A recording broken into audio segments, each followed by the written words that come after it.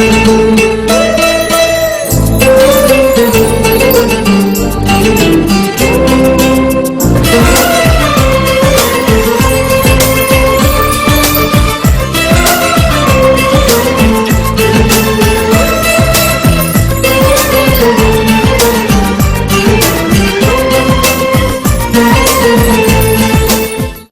फिर क्या करते हैं, हम इनकार करते हैं, इनकार करते हैं शैतान का, इनकार करते हैं उसकी सारी योजनाओं का। जैसे यीशु मसीह ने इनकार किया, जब यीशु मसीह के सामने शैतान आया तो शैतान का यीशु मसीह ने क्या क्या इनकार किया।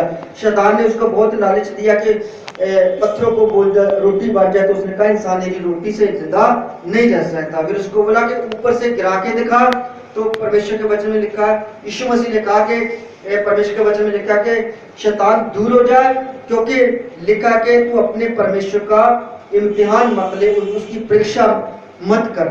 तो वैसे क्या हो गया, वो शर्मिंदा हो गया। और जैसे परमेश्वर को खुश करते हैं और दिन प्रतिदिन पवित्र बनते जाते हैं, तो शैतान हमारे जीवनों से शर्मिंदा होकर हमेशा के लिए क्या होता है, चला जाता है। हालेलुया।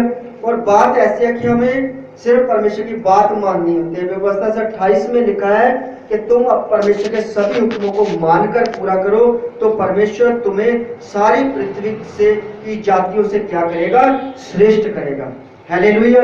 जैसे जैसे हम प्रभु की बात मानते जाएंगे और उन चीजों का इनकार करते जाएंगे जो शैतान के द्वारा है हमें फिर से गिराने की, फिर से हमें पाप में लेकर जाने की, फिर से हमें परमेश्वर से दूर करने की और पुराने जीवन में लेकर जाने की और परमेश्वर को निराश करने की, जो सब बातों का हम इनकार करते हैं, तो परमेश्वर दिन प्रतिदिन हमें उस रास्ते में से लेकर जाता है जो रास्ता स्वर्ग को जाता है। जो यीशु मसीह ने कहा कि जो स्वर्ग को मार्ग जाता है वो छोटा रास्ता है, तंग रास्ता है, हम उस रास्ते में जाते हैं।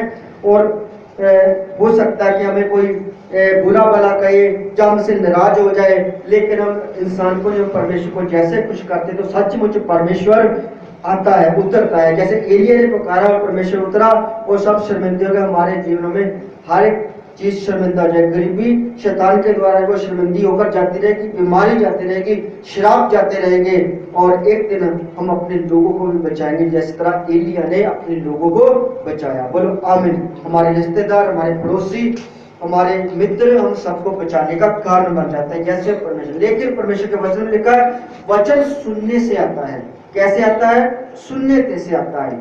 अगर हम चर्च में आएंगे, वचन सुनेंगे, परमेश्वर के बारे में पता चलेगा, तब हम चंगे भी हो जाएंगे, हमें पता भी चल जाएगा।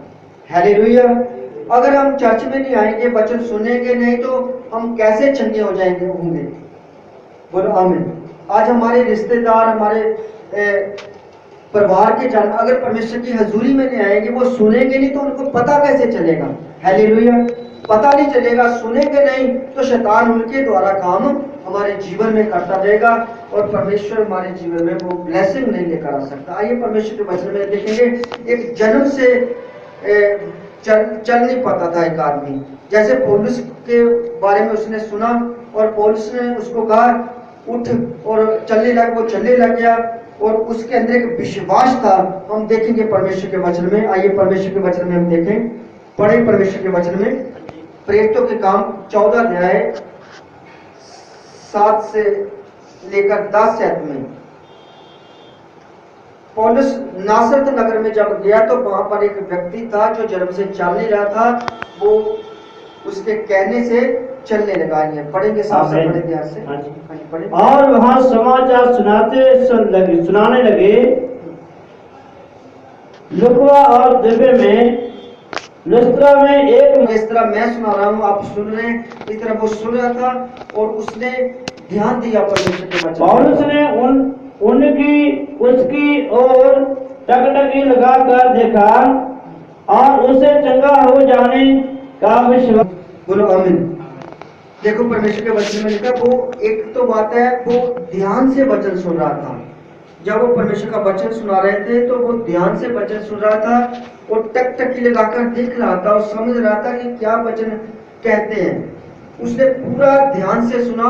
वो आज तक नहीं चला था। कितने साल का था वो? 35-40 साल की उम्र का था। 35 साल 40 साल के अंदर एक बार भी नहीं कोई जिंदगी में चला था। जब उसने ध्यान से वचन सुना, पहले सुनता रहा, फिर उसको समझ आ गई, उसके अंदर विश्वास पैदा हुआ। तो पौलुस ने देखा इसके अंदर विश्वास है और इसके अंदर चंगा होने का विश्वास है।